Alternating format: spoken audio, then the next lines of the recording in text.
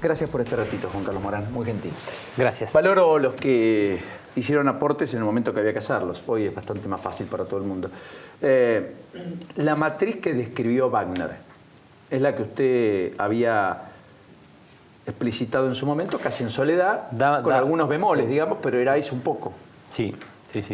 La verdad es que no investigar el delito focalizado, sino en términos de organización. Acá hubo, a diferencia de lo que puede haber habido en obra pública en otros momentos, acá hubo una organización para saquear el Estado, fundamentalmente a través de la obra pública, en donde había una conducción política primero de Néstor, luego de Cristina, así lo denunciamos en la causa por asociación ilícita, con una gerencia general de debido, como también Wagner lo reconoce, y varios cajeros. Uno de los primeros cajeros o valijeros es Uberti. Cuando ustedes mencionan a Chediak y otros tantos empresarios, es los que tienen que renegociar la extensión de las concesiones que le había dado Menem. Menem le da concesiones y por el decreto, creo, 1007 del 2003, Néstor Kirchner firma la renegociación de esas concesiones anticipadamente y le da ese instrumento a Uberti para que salga a negociar las concesiones con estos empresarios. En eso entra electroingeniería en el mundo de las rutas con la empresa Vialco que la compra y bueno, y está Chediak, están todos ellos. Una de mis primeras denuncias fue en el 2008 precisamente por sobreprecios acá. Luego seguí lo del fideicomiso con Venezuela, en donde se convierte en embajador paralelo Uberti. Creo que cualquier arrepentimiento de Uberti debería poner mucha atención los empresarios de la metalmecánica que callaron hace 9 años e hicieron cerrar la causa. Yo diría, Jorge Médica, Yomel, 9 de julio. Me gusta a mí, vos sabés que soy brutal a mí me gusta la verdad. Yomel, Jorge Médica, presidente de la CAFMA. Pauni, López, se callaron, dijeron no hubo. En privado todos decían operación celular. Me pidieron. Operación celular decían porque, lo decían en el campo, era la operación celular porque tenías que anticipar el 15 para que funcionara. Esto era un secreto a voces en la zona del agro. ¿Cómo era el funcionamiento?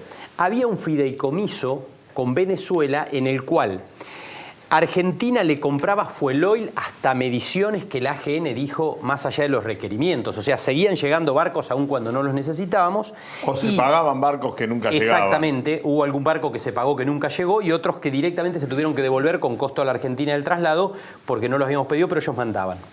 Parte de eso iba a un fideicomiso. Esa plata era el 30% del anticipo para que se vendieran maquinarias agrícolas desde la Argentina. Entonces ahí la embajada esa paralela la manejaba Uberti y Olazagasti. Ellos dos generaban esta relación. Ha habido tantas contradicciones en este gobierno, por eso cuando yo lo veo a Rossi, la contradicción de vendernos como popular y por otro lado coimeaban 3 hospitales por día.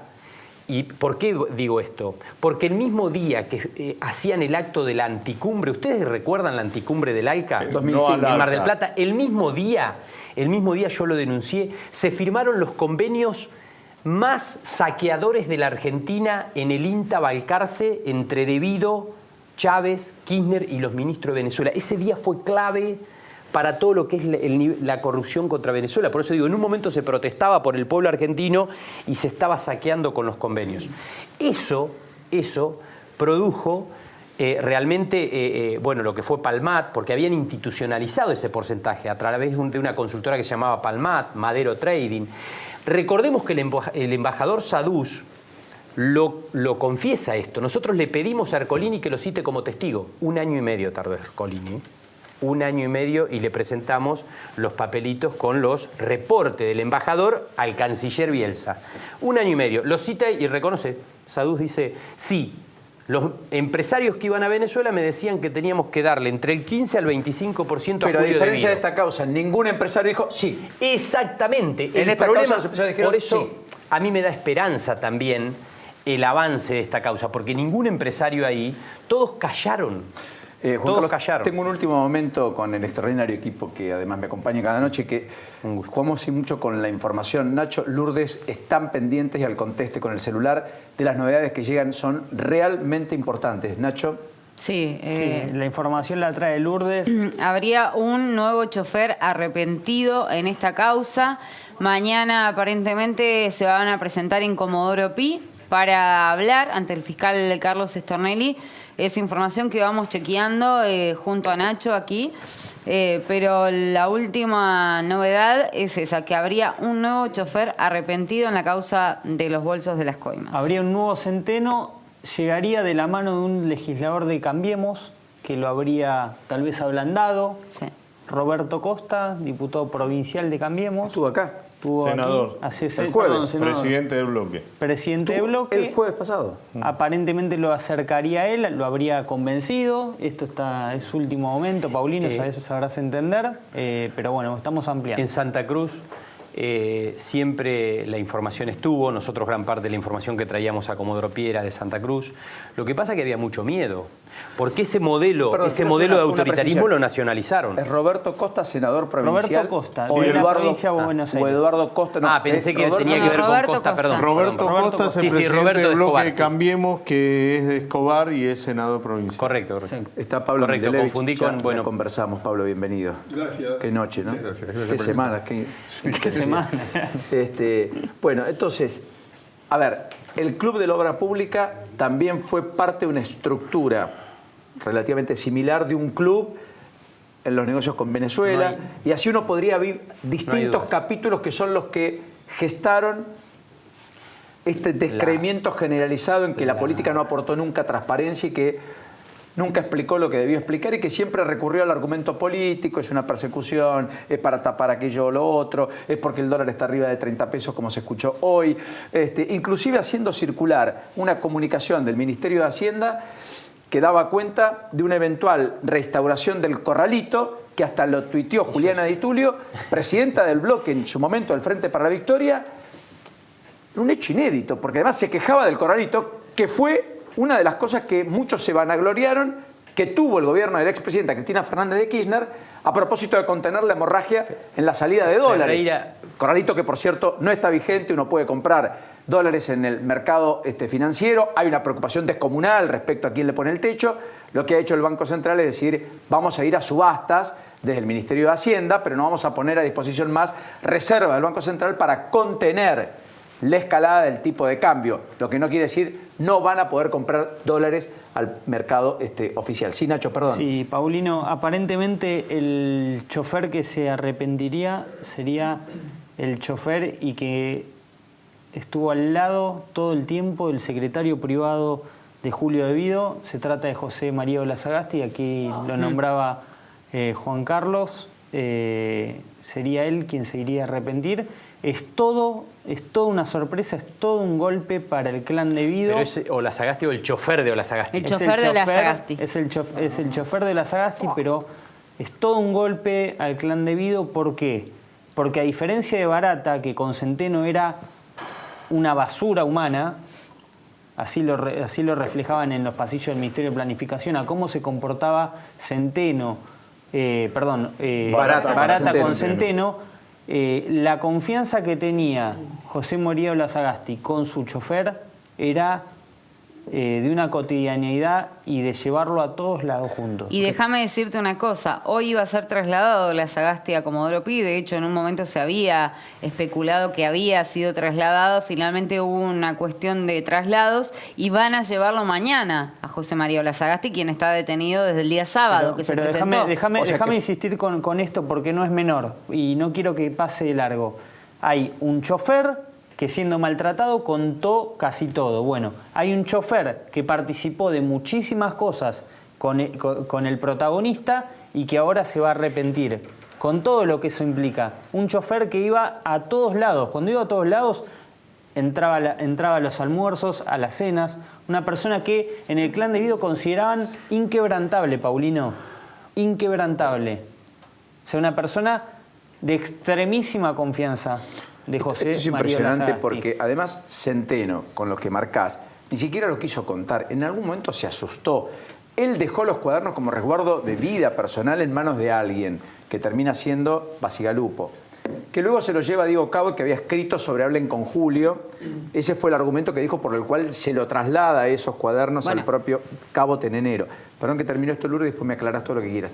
Y en abril, le pide esos cuadernos, por eso no están, porque entiende que algo puede pasar, y después dice él, que reconoce haberlos escrito, Centeno, que efectivamente lo quema en la parrilla del fondo de su casa en mayo, pero que eso le había traído muchos dolores de cabeza a tal punto que estaba siendo extorsionada por su ex mujer, su ex pareja, que estaba al tanto de esto, quien le había iniciado una denuncia por violencia, y la respuesta había sido efectivamente una respuesta de una mala relación en donde, si insistís, yo voy a contar todo esto, y él denuncia a su expareja por extorsión. Lo bueno es que él reconoce que lo escribió, porque que le pertenecen y todo lo demás. Ante la duda que plantea Cristina como indagada hoy, como imputada en la causa, y a su vez ante la duda que se plantea en el discurso político del kirchnerismo, lo importante es saber que un juez define sobre una serie de elementos de prueba, en donde los cuadernos son una prueba,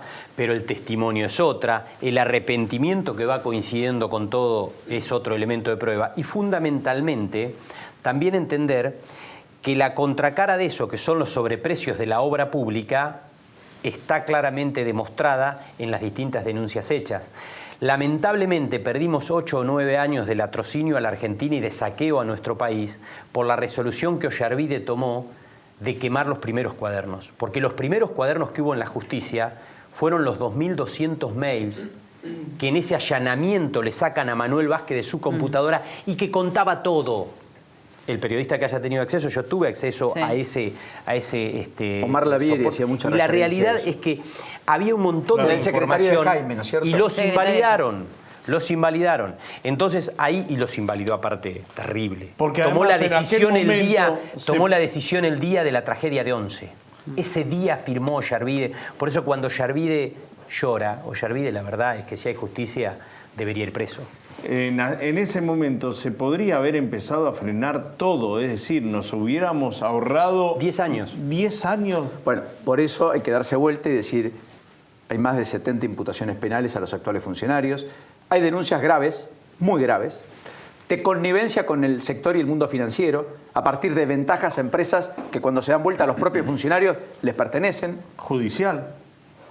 Entonces, eso es lo importante, que en simultáneo en el aprendizaje que tenemos que hacer de un sistema que debe derrumbarse, que no debe ser el sistema que cobije el mal gasto del erario público, tenemos que tener un Comodoro Pi con jueces que estén a la altura de las circunstancias y que actúen en tiempo y forma, porque la dilación del proceso penal es la libertad del culpable y es la condena del inocente. Pero además, porque cuanto más se tarda, como dicen los expertos, es la verdad que huye. Cada minuto que pasa es la verdad que huye. Sí, el fin de semana a propósito de la verdad que me generó indignación y la verdad me asqueó varios queriendo instalar que si se avanza con un lavallato, si caen empresarios muy importantes de este país no sale a flote. La verdad, están queriendo que el sistema no implosione. Si el sistema no implosiona, van a quedar manos corruptas. Y si quedan corruptos, esto se va a volver va a cambiar de caras políticas, pero va a seguir siendo lo mismo. Este país necesita que los corruptos vayan presos, que se devuelva la plata. Hubo 2 estudios de este fin de semana que coinciden bastante con los números que nosotros planteamos del análisis de lo que se robó en esos 2 años. Y en esos 12 años hubo un saqueo no solamente de ese 20% que decía Wagner, decía, además de la redeterminación de precio de la obra pública, le tenés que sumar subsidios a la ONCA, subsidios al transporte, Venezuela, concesiones, compras. Hay un estudio que hacen 2 científicos del CONICET y hablan de 36.000 millones de dólares. Alguien nos puso en números hoy y equivale, si realmente eso hubiese sido, en función de lo que se arrepiente Wagner, hubiese sido, que es también lo que nosotros calculamos en las denuncias, equivale todo junto en 12 años a 1.000 escuelas que perdimos en la Argentina, más 500 hospitales. Sigo sumando, es todo, no es O, es I. 1.000 escuelas, 500 hospitales, 1 millón de viviendas sociales. La necesidad en nuestro país es de 1.400.000 viviendas sociales. 1 millón de viviendas sociales, 1.000 escuelas, 500 hospitales, 1.000 kilómetros de ruta nueva y un año en donde los 4,5 millones de jubilados que cobran la mínima dupliquen su ingreso durante un año completo. Es muy penoso. Yo me quedaba mirando a Pablo Mendelevich y decía, la realidad supera a la ficción y este es un caso, ¿no? O sea, Netflix perdió rating, tiene poco atractivo. Hay un lío bárbaro con las series están un poquito devaluadas. Bueno, o sea que hay un lío bárbaro con los guionistas. Están por hacer un paro general los guionistas, pero se van a quedar sin trabajo. La realidad es mucho más atractiva, más entretenida, tiene suspenso, tiene tensión narrativa, tiene de todo. Yo, si me preguntás, yo cuando pensamos el programa, pensamos contarle lo que había pasado el fin de semana, pensamos el programa hablando de las imágenes, de lo que había pasado incluso esta misma mañana y hasta el cierre de cambiario de las 3 de la tarde.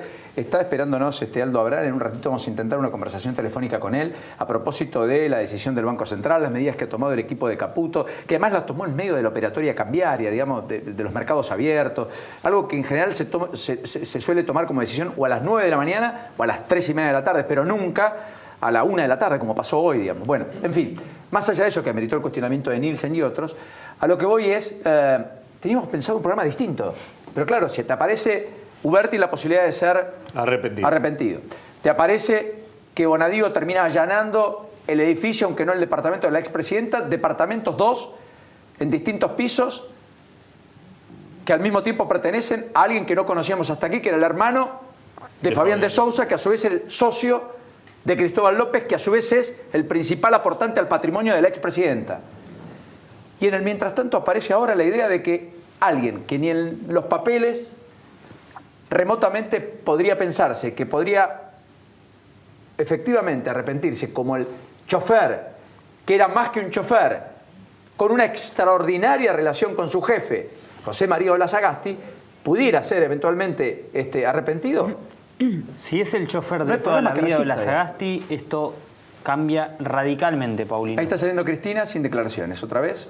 Si es un chofer ocasional, que lo llevó una vez y lo vio con algo raro, es otra cosa. Pero si es el chofer fiel de Olazagasti, estamos ante un escenario en el que directamente ya se van a empezar a pelear los empresarios por ver quién se arrepiente más y quién cuenta más detalles, y se terminó lo de aportamos para la campaña, ese recurso impresentable que dieron muchos, incluido el primo del presidente. Por eso hay que estar atentos mañana a qué es lo que presenta el senador Roberto Costa en la justicia, que es supuestamente el diálogo que tuvo con este chofer arrepentido, que le contó que se quebró y le dijo: yo llevé dinero a bases militares. La pregunta que yo te hago es, ¿pero el chofer va a aparecer y comparecer en la justicia reconociendo eso, o va a aparecer un senador provincial de Cambiemos diciendo que el chofer le cuenta, pero después el chofer dice, no, yo no hice nada? Principio la información que yo tengo es que va a ir el senador y luego seguramente van a tener que llamar a este chofer para que aclare los dichos del senador, porque es una denuncia muy grave, Paulino. Se expone el senador un papelón si es que no ratifica el chofer que va a quebrar. De todas formas, pasó lo mismo con Centeno igual, hay Paulino, elementos. Sí. Los cuadernos lo filtraron primero, lo filtraron porque alguien se lo llevó con alguna intencionalidad. Me parece que un juez tiene que definir en función de una serie de elementos de pruebas. Es cierto que yo creo que tiene que terminar en una mega causa. La mayoría de las cuestiones se relacionan y, tal como lo dijimos en noviembre del 2008, y lamentablemente parte de la demora de la justicia fue desguazar la denuncia por asociación ilícita, tenía todos los capítulos. ¿Qué hicieron en Comodoro Pi? Lo desguazaron. Mandaron un delito a investigar acá, otro allá, cada uno iba corriendo, algunos a las provincias donde encontraba una muerte procesal segura, a la provincia de Santa Cruz, y así se fue desguazando. Hoy yo veo una antesala de empezar a unirse todo ese rompecabezas que nosotros lo habíamos presentado en la denuncia y que tiene que unirse para una mega causa.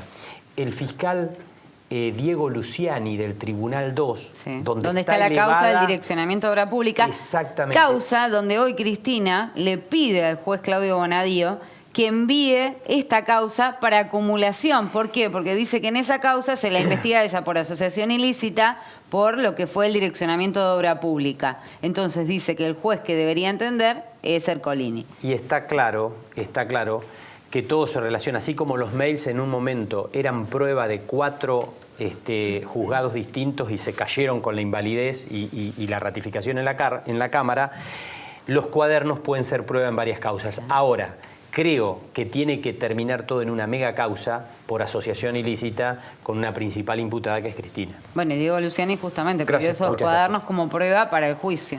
Gracias por este ratito. Gracias. Manuel. Que sé que lo tenía que liberar, tenía otro muy generoso para con nosotros. Bueno, Pablo, ¿qué opinas? Mira, me parece que hoy fue un super lunes, bueno, mañana tenemos un super martes, el miércoles es super miércoles, ¿no? Y así, yo estoy ansioso por un día común, pero todavía no nos toca. Sí, porque, a ver, uno se sonríe, pero es muy triste, ¿eh?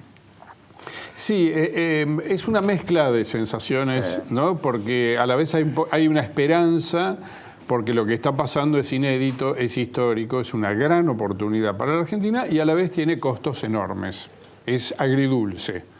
El hecho de que se higienice la obra pública, se depure las contrataciones del Estado y haya por fin una lucha de fondo contra la corrupción, es muy esperanzador, pero eso tiene un costo enorme. Entre otras cosas, el gobierno ahora tiene un dolor de cabeza inmenso, que es lo que recién conversaban ustedes, que es, bueno, ¿y qué hacemos? ¿Cómo seguimos con la obra pública? Si tenemos tantos presos, los grandes empresarios de la obra pública, que no están presos, están arrepentidos, ¿no? Pero están todos fuera de la ley, digamos. Entonces, ¿qué haces con eso? Cuando el eje de tu política es la obra pública. Bueno, Chediak, por ejemplo, ganó en 2017, le adjudicaron, lo podemos ver, Vanina, Chediak Rollo, la UTE, que va a hacer algo del Mitre, no sé si es el soterramiento o alguna obra, si tenemos esa imagen para poner. Con lo cual no sé qué va a hacer el gobierno, porque tiene Odebrecht, pero tiene ahora a Rogio. Rogio, de última, tampoco le homologaron todavía No, mañana después de las 2 de la tarde se tiene que presentar y el juez deberá homologar. Lo que sí me confirman que acaban de terminar las negociaciones con el fiscal Stornelli para que Claudio Berti sea un nuevo imputado colaborador. Por lo tanto, mañana el juez Claudio Bonadío deberá definir si homologa o no este acuerdo. No se trata solo de que el gobierno habilite a las empresas de obra pública para hacer obra pública, sino que esas empresas consigan financiamiento externo. Porque es el principal problema. Claro, ahí el golpe está ahí. Hay estándares internacionales respecto a la corrupción. Acá no estamos enterados porque la corrupción era mala palabra hasta hace poco, no se podía nombrar. En el kirchnerismo, yo me revisé los discursos de Cristina Kirchner de 8 años, nunca dijo la palabra corrupción y mucho menos anticorrupción. No aparecen. O sea, lo que ella no nombra no existe. Entonces, hoy, por primera vez, hoy volvió después de una temporada de silencio, ¿no? Viste que estuvo callada, se hablaba tanto de esto que allá. Hoy habló por escrito, digamos, como dice ella, es falso que yo no declare, yo declaro por escrito, claro. Lo que mejor hace que es no contestar preguntas, ¿no? Bueno, claro. Nunca contesta las preguntas ni del juez, ni de los periodistas, ni de nadie. Porque había una sola pregunta para hacerle hoy de ese mamotreto que presentó, esos 3 mamotretos que presentó, que yo me lo leí todo. Pero hay una sola cosa que no contesta, que es la del sentido común. Señora, el chofer Centeno dice que la plata la llevaban a su casa. ¿Qué era, para el portero? A Olivos. ¿Y a Olivos? A la Casa Rosada. ¿A quién le llevaban la plata en su casa? ¿A otro? ¿A uno que pasaba por ahí? Que explique eso. O sea, podría haber elegido se el la pasa insultando a Bonadío. Podría haber dicho, mire, Centeno miente, jamás recibí un bolso, Daniel Muñoz no tenía la llave de mi casa, o sí, depende.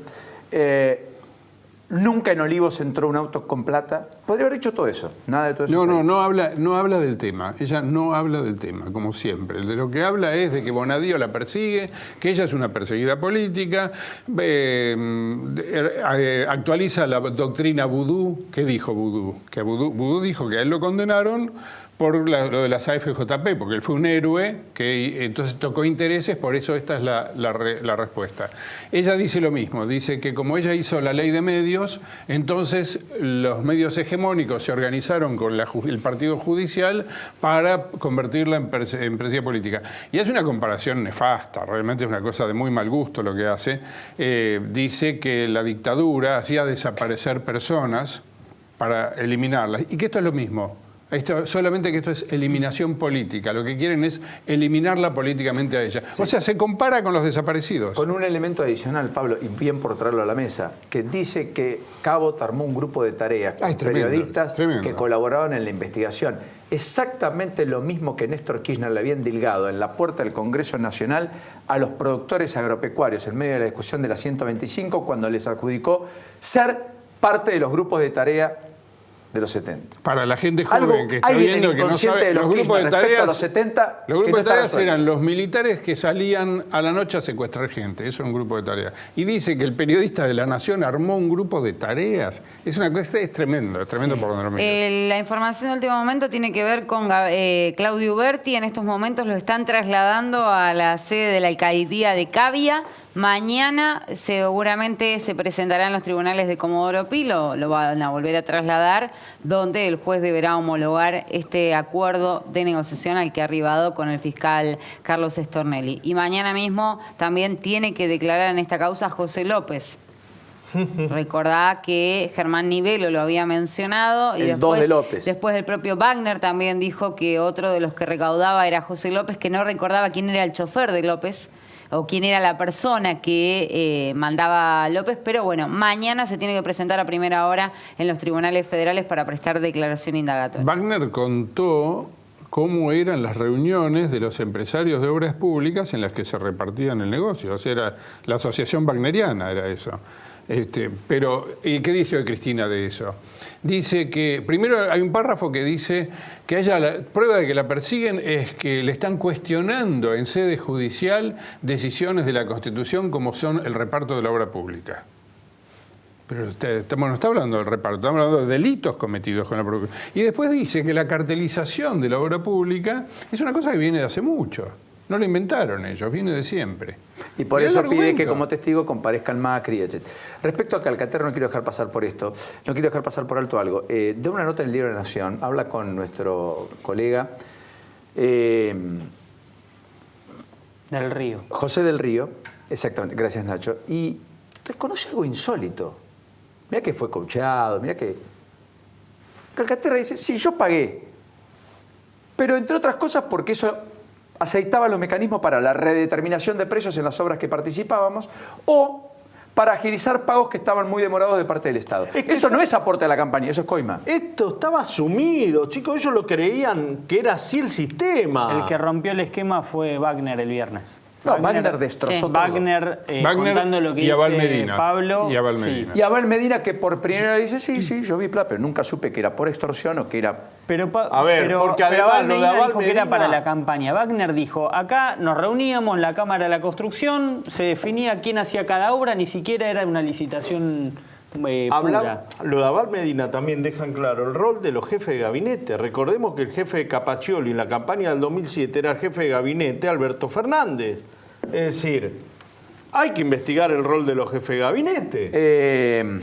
Bueno, cuántas cosas quedan. Ya está, perdón. Vos preguntarás, ¿qué vine a hacer hoy? No sé qué viniste a hacer. ¿Viste a acompañarnos, a escuchar? Te juro que estoy sorprendida. Es algo que yo no sé si todavía quienes forman parte de esta causa se creen que el pueblo es tonto o no sé, porque no puedo creer. Esta cucaracha van y me dice, tenemos que hacer la vamos tanda. vamos a la pausa, Escucha, no hay problema. Te vas a la pausa, te después cuento. nos quedamos con Pablo un segundo. Dale. Porque quiero mostrar las fotos de la política y la economía, digamos. Claro. Si es que no hay un nuevo arrepentido, si es que no hay un nuevo detenido, si es que no hay novedades respecto a las paredes que están rompiendo en el edificio donde vive la expresidenta, pero en departamentos que le pertenecen al hermano de Fabián de Sousa. Pero me dejas hacer un comentario sobre eso, esa incredulidad tuya que vos no podés creer.